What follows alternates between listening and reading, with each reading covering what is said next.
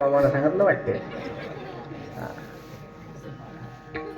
हा आकडा कुठून आला बाबा? 12 सांगा लागत ना बाबा, महत्वाचा आहे ना. हाच तर जीवनभर आहे, कामाचं कोण सांगायला गेलं. मी बोलून गेलो, घरी बोलायला लागत, कीर्तनात बोलल्यानं काही नाही होत. नवऱ्याच्या समोर फक्त वर चर चर चर करा लागत, चर चर भरभर भरभर चर चर. मी म्हटलं कीर्तनात नाही का तुम्ही मौन श्रद्धांजली देऊन राहिले एकदम सोपान महाराजांना. बोला ना माय, किती प्रकारचे देव आहे, किती किती देव आहे सांगू बाबा? बोला ना, सांगू का? कायच्यासाठी आणलं म्हणा तुले? उदळ घेतलाय ना म्हणा 2 तास. बाबा आहे का नाही पाठीशी म्हणून हिमतीनं बोलून राहिलो. एवढं बोलू ना मी पहिले. बाबा आहे ना पाठीशी, एखादी अंगावर आली तर हे समोर पडतो ना मी. काय काळजी करू नका तुम्ही. सुभाष आप्पा आहे म्हणजे नाही, आप्पा नाही म्हणत, काकाजी म्हणतो ते. तर सांगायचा मुद्दा, किती देव आहे मावशी आपल्या? 33 कोटी. खरंच 33 कोटी आहे का? याचं चिंतन केलं का तुम्ही? नाही बाबा, सांगायला लागल ना. संशय आहे ना, संदेह आहे ना.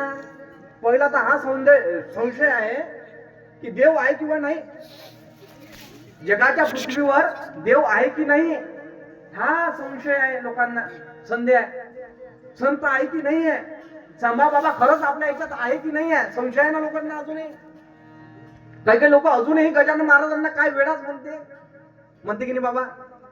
गजानन बाबाचं सामर्थ्य, मंदिरी कळस ढोलला शेगावी मंदिरात.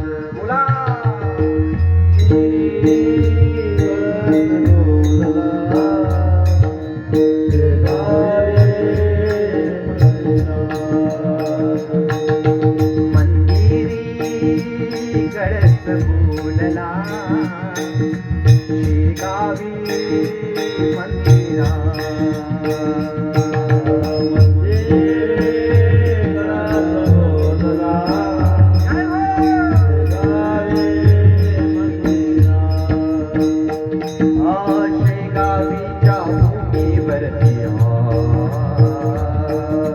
संत गजानन योगी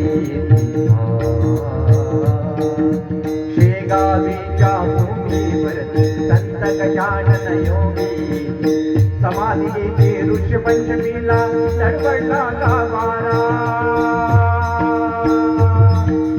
मंदिरी कडस बोलला शेगावी मंदिरा.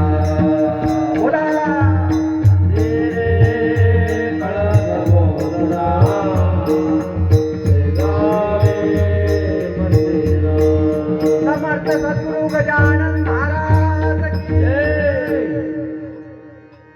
गजानन महाराज गण गण गणात गण गण गणात होते करत गेले. संशय आहे का?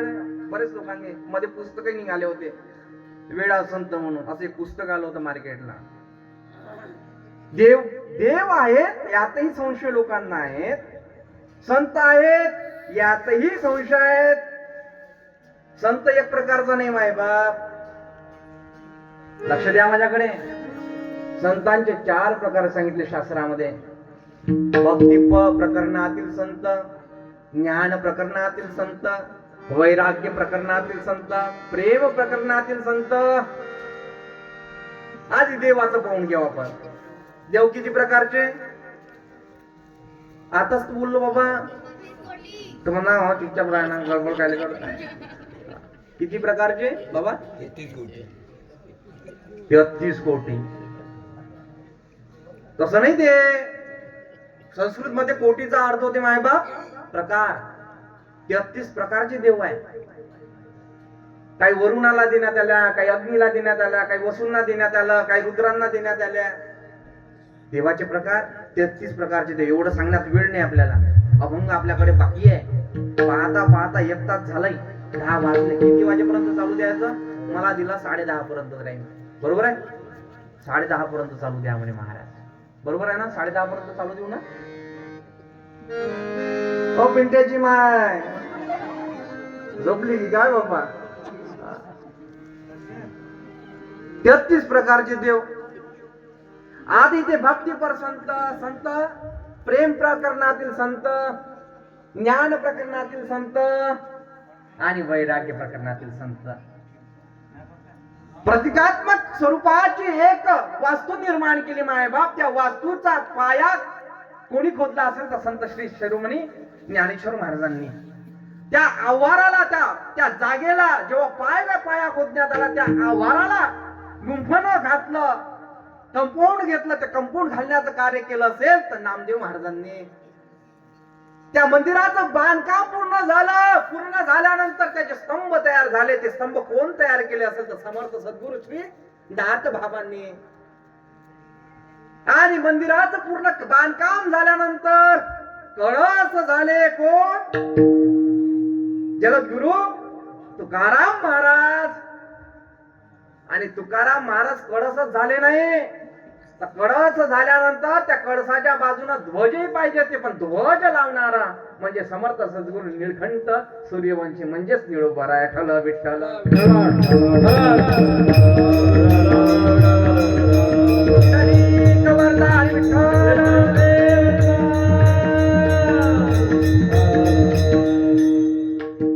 निळोबारायांनी. निळोबाराय म्हणजे साधी सुधी व्यक्तिमत्व नाही मायबाप. तुकाराम महाराजांचं काय झालं? वैकुंठ गमन झालं. वैकुंठावरून 4 लोकांनी वापस बोलावलं तुकाराम महाराजांना खाली. 4थ्या नंबरचा क्रमांक म्हणजे कोणाचा? ज्यांचा आपण आज अभंग सेवेसाठी घेतलाय, निळोबारायांचा. निळोबारायांचं गाव शिरूड. मग तुम्ही म्हणाल ते पापनेर काय आहे नेमकं? तिथं पारस मुनी आले होते. पारस मुनीची कर्मभूमी आहे. तिथं महाराजांना समाधी दिली आहे. प्रति पंढरपूर म्हणून पारसनेरचं नाव येते मायबाप. प्रति पंढरपूर. प्रति पंढरपूर का? तर स्वतः भगवंत तिथं मंदिर स्वतःच्या नावाचं स्वतःच्या पैशानं बांधतात. ते तुकोबाराय, ते निळोबाराय. निळोबारायांचं वैभव म्हणजे साधं काम आहे का? निळोबाराय म्हणजे निळकंठ सूर्यवंशी. वडिलाचं नाव मुकुंदराव, आईचं नाव लक्ष्मीबाई. हे मुलांना पाहिजे ना, आवश्यक आहे ना. संतांची परंपरा माहिती पाहिजे. निळकंठ मुकुंदराव सूर्यवंशी. कुलकर्णी पद होतं बाबा, कुलकर्णी पद. साधं काम होतं का? निळकंठ नाव का पडलं? मुकुंदाची पत्नी लक्ष्मीबाई महादेवाचं पूजन करत होते, महादेवाची आराधना करत होते. देवाची आराधना केली पाहिजे. सांगू एक, भागवताला येताना तुम्ही खाली हात येत असाल नाही? लोकराजे संडासले जाताना खाली हात जात नाही ना. तुम्ही भागवताला येताना खाली हात येतात? डब्बा घेऊन जाते ना संडासले, तुमच्याकडे जात नाही? हागंदारी मुक्त गाव आहे का तुमचं? घरोघरी धंदा काही ना काही नळ गिळतो असं बाबा आहे ना काहीतरी. मुंबईला गेलो होतो कीर्तनाला. गेलो मुंबईला. आणि मुंबईला कीर्तनात गेला ऑटोमॅटिक निघालो बुवा. सगळं आपल्याही लक्षात नाही कधी कधी. संडासले गेलो तर 1 तास बाहेर नाही निघालो होतो. सगळे ऑटोमॅटिक. काही नळ असे असतात, काही नळ असे असतात. काही नळातून फक्त असे हातच करायला लागते तर पाणी येते. फक्त पाणी येते. आहे की नाही बुवा? सगळे ऑटोमॅटिक काम. तो ऑटोमॅटिकचा पराक्रम आपल्यावर येऊन राहिला. सगळे ऑटोमॅटिक. आधी कुकर मध्ये खिचडी लोक टाकायचे नाही. कशात टाके? अरे कुंभाराजीचं मटकर आहे ना बापा. त्या कुंभाराच्या मडक्यात मातीचं भांड विसरलं की काय, त्यातली खिचडी खाल्ल्यानंतर आता 3 शिट्ट्यात काय होते? खिचडी नाही, ते पॉइझन आहे तुमचं. खाऊन राहिले तुम्ही रोजचं. विज्ञान सांगून राहिलो. ज्ञानोबारायांनी जे सांगितलं ते अध्याय वाचा, सोडावा, पहा तुम्ही त्याच्यात काय लिहिलंय. कुकराला ब्लेड असते. ते ब्लेड कायच असते माहितीये का? त्याला एक कवच असते, त्याला आपण रिंग असं म्हणतो. कायचा बनते तो रिंग? सांग ना पिंट्याची बाई लवकर. काय कशाचा असते आई? रबरचा. रबर कायचा पासून बनते? चिंतन करत जा ना, काहीतरी विचार तर करत जा. फक्त खाणं झोपणं बस एवढ्याच जीवन होईल का आपलं? चिंतन. त्या रबडामध्ये आपण जेव्हा खिचडीमध्ये उकळी आणण्यासाठी काय करतो, 3 शिट्टीची वाट पाहतो, तेव्हा काय होते, त्याच्यामध्ये बाष्पीभवन तयार होते. आणि ती वाफ, ते पाणी त्या रबडालाही लागते. त्याच्यात विशिष्ट प्रकारचा एक जीवाणू तयार होतो त्या क्षणाला. आणि ते क्षणाला जे झालं ते त्याच्यातून पाणी पाणी पाणी पाणी त्या रबडामधून पडते. पडल्यानंतर ती खिचडी आपण काय करतो, 3 शिट्टी झाली, बाल्याच्या बाप्पाला खिचडी लय आवडते, पतली असं घट्ट घट्ट ते जमतच नाही. मी जेव्हा पतली होती तेव्हाही म्हणे घट्ट होय घट्ट होय घट्ट. लयच बारकी आहे तू लग्नाच्या आधी. लग्नानंतर करतो जाडी तुले, काही फिकर नाही. अशी झाली हातपायाच्या काड्या छातीच्या लंकेची पार्वती करून टाकलं बापा येईन असं. पहिले म्हणे काय बाप्पा तुला पाहिल्यानंतर मला गुदू गुदू होते म्हणे लग्नाच्या आधी. लग्नानंतर बोलू नाही का असं? तुम्हाला आवडून नाही राहिलं काय?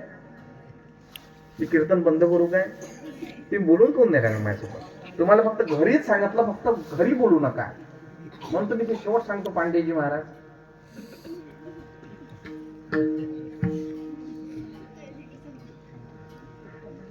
कीर्तन समजून राहिलं ना बाबा, की थोडं अध्यात्मात जो सांगा ना सुभाष बाबा.